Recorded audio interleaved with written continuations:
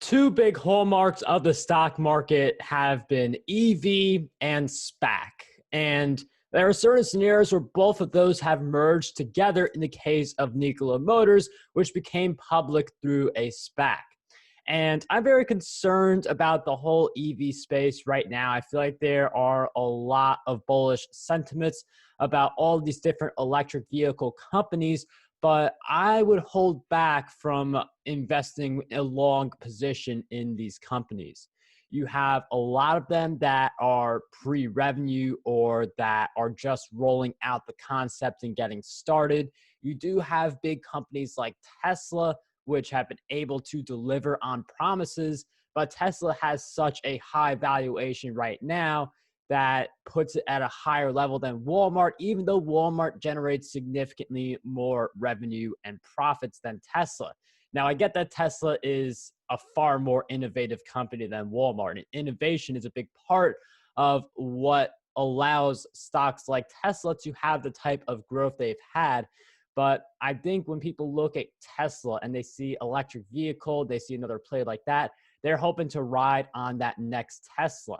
And part of Tesla's claim to success was some concerns around revenue or concerns about them hitting a bunch of their promises. And you had these same issues going on for years, even though Tesla was still doing some very vital things like producing cars that worked and showing promise. But there were a lot of concerns with Tesla's model and how sustainable it was. And now you have the Tesla of today. I think that's Tesla's story, the way I just described it, is leading to more people investing into electric vehicle companies, or especially ones that are going public through SPACs, because that's the perfect combination, because the SPAC is relatively low priced because you don't know what company you're going to get. And then you get news that, oh, it's an electric vehicle company, and the stock shoots up like 10%, 20%. Sometimes even doubles within 1 to 2 weeks, because that's just the nature of the market we're currently in. So I would stay away from anything that's electric vehicle right now, anything that's SPAC. The only two SPACs I have in my portfolio are Bill Ackman's SPAC, because I feel like if someone's going to pull off a big deal, like he strikes me as the guy who would pull off a big deal. And also the Red Bull SPAC, just because I'm a Red Sox fan. So that's more of a, fingers crossed, hoping that ownership of the Red Sox, a very small, minuscule piece of it, but something to make the Boston Red Sox fan to be very happy. But other than that, no SPACs in my portfolio.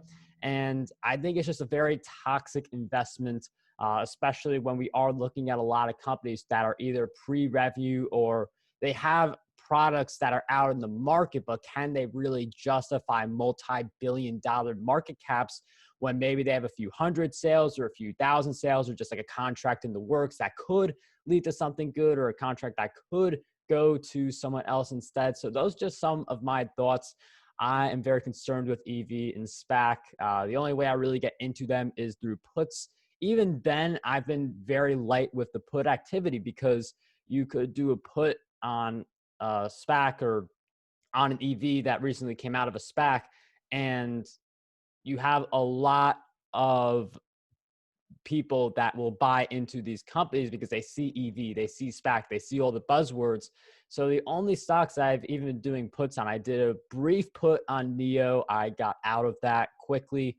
I had it going into today. It dropped a lot, but then on that way up to the recovery, where it went from like something like $38 at the low today to, I want to say it ended at 47. I don't have it in front of me right now, but I was able to get out of that very quickly. Again, I'm just very I don't want to get into the EVs or SPACs. I do have puts on Nikola Motors.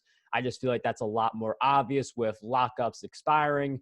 And now Trevor, for instance, could sell millions upon millions of shares, and he's not the only one who has that option now where he can sell all those different shares.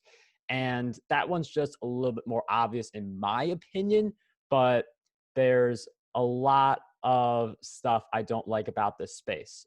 If you guys are in the EV space, maybe you have a lot of stocks, because I know a lot of people, I see a lot of other like YouTube stuff and a lot of other comments where people are really bullish on EVs and SPACs as well. That's just not me. Do you agree? Do you not agree? I always love to hear from you guys in the comments. And if you want more videos like this one, make sure you subscribe to the channel, and we'll see you guys next time.